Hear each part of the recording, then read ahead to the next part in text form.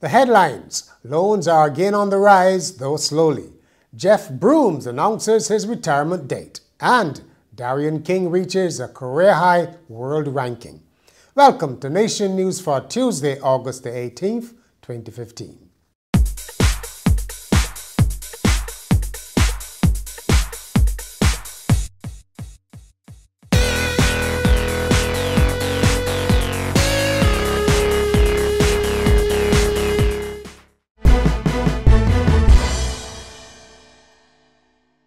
Lending is on the rise, albeit at a sluggish pace. In a new financial stability update, the Central Bank and Financial Services Commission say the loan portfolios of major deposit-taking institutions expanded by just over 1%. Commercial banks recorded 1.4% growth, while that of credit unions was a more substantial 6.7%, although from a smaller base. The report also says the deposit-taking institutions remain well capitalized, while credit risk within commercial banks has been contained. The domestic insurance sector also recorded strong growth in premiums, particularly in life insurance. The news comes amid reports that patrons who have fallen behind in mortgage payments face losing their homes at knockdown rates. Liat's best performing route in July was the Barbados to Guyana route, the airline reports. The route nearly doubled its revenue year on year. Liat also says its highest load factors were on the new Barbados to Trinidad and Barbados to Guyana non-stop services, achieving well over 80%. Arrivals in Barbados on the airline in July were up 15% on July 2014. Jeff Broomes will be retiring from the teaching service on April the 30th next year after 40 years in the classroom. The outspoken principal of Parkinson Memorial, who has often been embroiled in controversy, said he made the decision after discussions with his family. Earlier this year, there was disagreement between Mr. Broomes and the Minister of Education about when his retirement would begin. During a media briefing in his office, Mr. Broomes also spoke about the 11+. He said that while there should be some schools of excellence, he believes children should attend schools close to their homes. We have continued to institutionalize the divide between newer and older secondary schools, which is wrong. I feel, yes, I have no problem with schools of excellence. I have no problem with that. But how far can that go? My view is two or three schools in Barbados. Maybe we have 3 zones. Maybe let's say 1 in each zone. We want to say that. Failing, you get in that school. If you don't get in that school, your next choice should be school closest to your house. It cuts down a lot of things. Cuts down a lot of traveling, and it cuts down on all the expenditure. You know how many people crowd the bus stand and stuff in the mornings to get to different schools. And secondly, it's beginning to impact in our society now, which, you know, violence and crime, these things becoming from children are no longer able to, or willing to, or supported by their parents to stay on long hours after school to be involved in extracurricular activities. And here's that program. Here's the total development chart. A St. Philip man is blaming sargassum seaweed for $250,000 in losses from his fishing business and for causing bronchitis in both him and his wife. 55-year-old Henderson Inniss lives at Bayfield, close to Skeets Bay, which is severely affected by the invasive brown weed. He told Nation News that when heavy machinery was brought in to remove the buildup, the smell became even more offensive and he and his wife became ill. Mr. Inniss said his doctor suggested that the hydrogen sulfide given off by the seaweed had eroded the lining of their chests. The businessman, who exports tuna and owns an ice boat and a longliner, said his daily catch was significantly reduced and several items in his home have been tarnished. There's other people in the neighborhood that suffer a similar fate.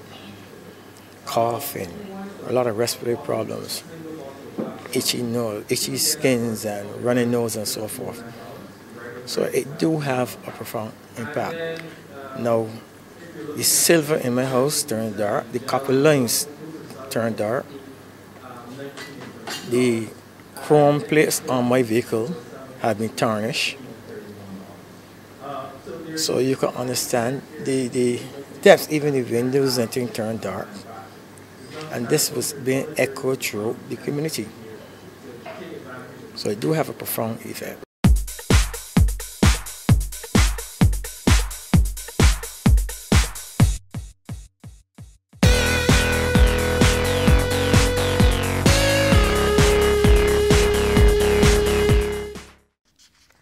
Marine officials want to see an end to the use of incorrect equipment to remove seaweed from the beaches.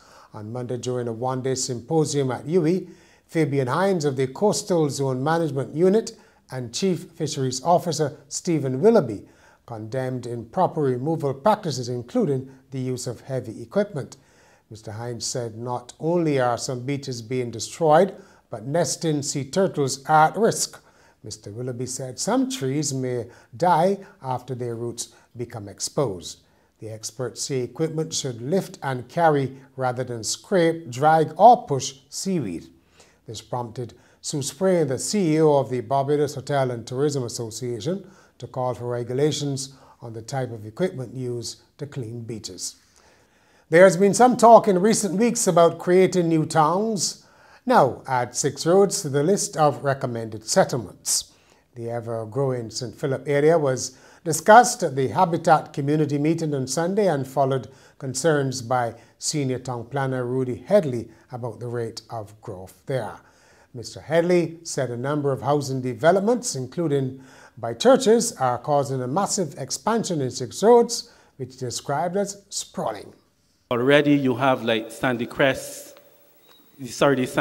Hill development east of here. Those are quite a few lots have been approved up there.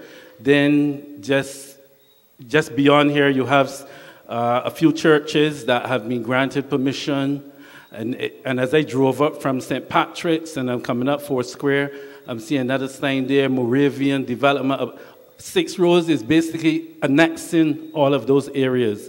And as we go towards Sunbury, that part hasn't really come under as much pressure in terms of release of lands, but you have church lands at the Glebe, St. Philip, and those 2 will be developed, but some have started being developed.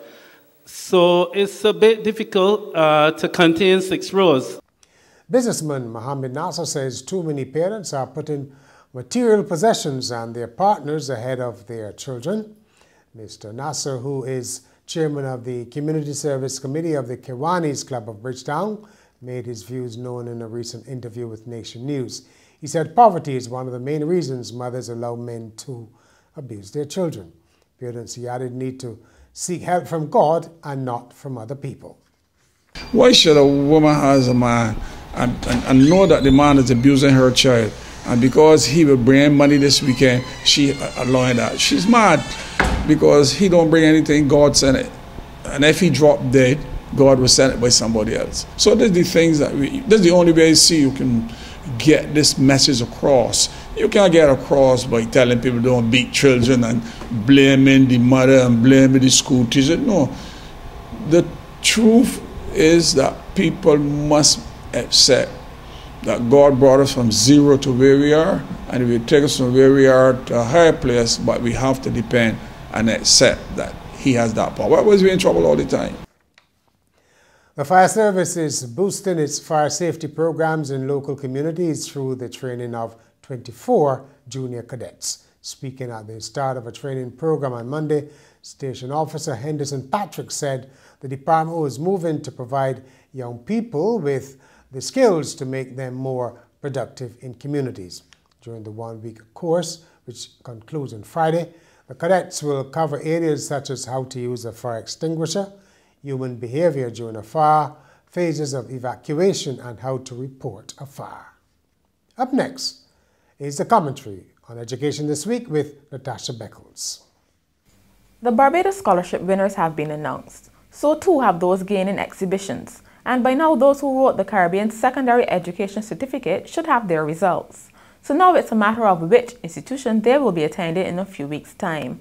Some will attend the Barbados Community College or Samuel Jackman Prescott Polytechnic, while others will move on to local or international universities. Surely it's a time for lots of celebration. But can it really be only a time of jubilation? not when hundreds of students have just completed their secondary education and are leaving just as they entered, or even worse. Many are ill-equipped and unprepared for the world of work and don't know what their next step will be.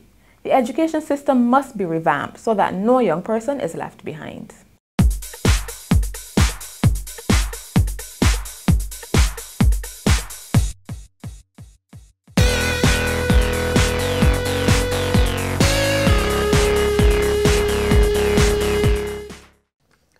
In sport, Barbados' top-ranked tennis player Darian King has moved up 4 places in the world tennis rankings to 193, his highest ever. The 23-year-old is currently in Cincinnati serving as a hitting partner for rising American star Sloane Stephens while looking to get into the qualifying of the ATP Masters 1000. King's biggest challenge awaits him at the end of the month.